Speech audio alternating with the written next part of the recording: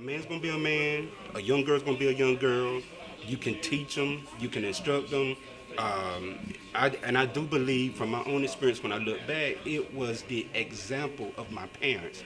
Whether it was good or whether it was bad, if they preached to me Jesus, they had better lived Jesus.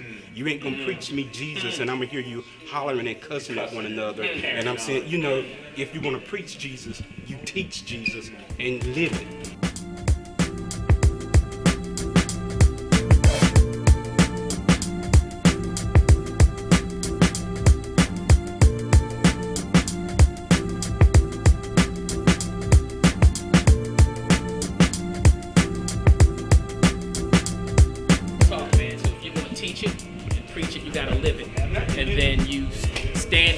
The propensity of them staying true to that are much greater if you're living it. It comes down to your responsibility as a father, as a husband, raising your children in the way that you want your children to be raised.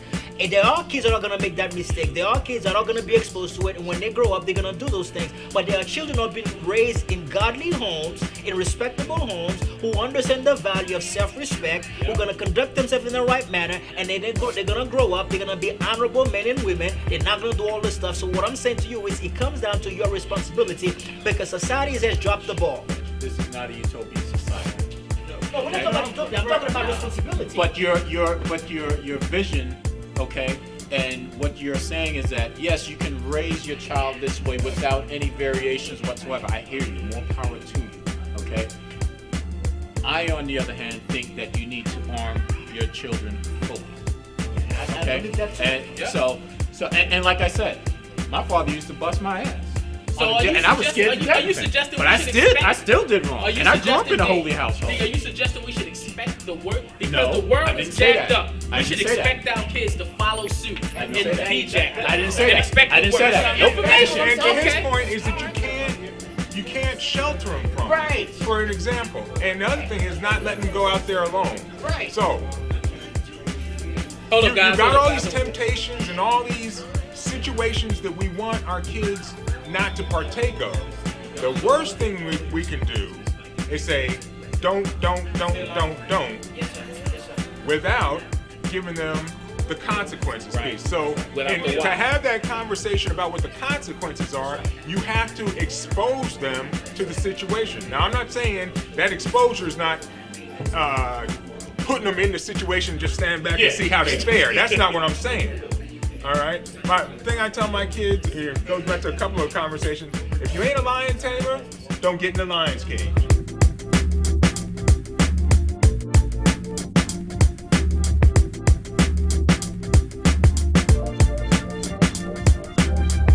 Started off with my man saying that he gave up hope on the Knicks. And so, and my whole thing was like, I don't think we should just that readily give up hope.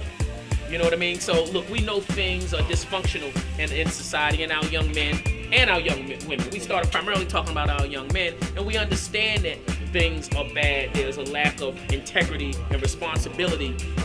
But do we just throw our hands up and say, okay, well, this is the way of the world, and they're gonna follow suit in the way of the world, and just throw up our hands and give up hope and just let them go astray? No, we can't. I mean, we can't give up hope like my man gave up hope on the Knicks. We have to continue to do whatever it is that we can do to pour into them and hope and pray for the best. Now, understanding that the possibility exists that they are going to go astray, that they may make some bad choices. As a matter of fact, we know that they're going to make some poor choices and some bad choices. But because they have that foundation in them, because we planted seeds in them, I mean, it's a process. It's a process. That seed planting process, look, these trees we see out here didn't grow overnight, man. They had to be watered. They had to get nurtured. They had to be, fertilized and all of these things. And it was a process. And those trees went through some storms. But because they were on a solid foundation and those roots were rooted properly and secured and strong, they were able to weather the storms and persevere and grow up to be these strong trees we see now. So there are going to be some tough times and some hard times But the process that we've been exposed to from the very beginning is that seed process. We have to stay true to that and understand that when we plant these seeds and continue to pour, that the only way they're going to be able to weather the storm is if we provide a solid foundation and continue to pour into them, to nurture them, so that they can weather those storms and be the trees that we expect them to be. So we can't just give up hope, man.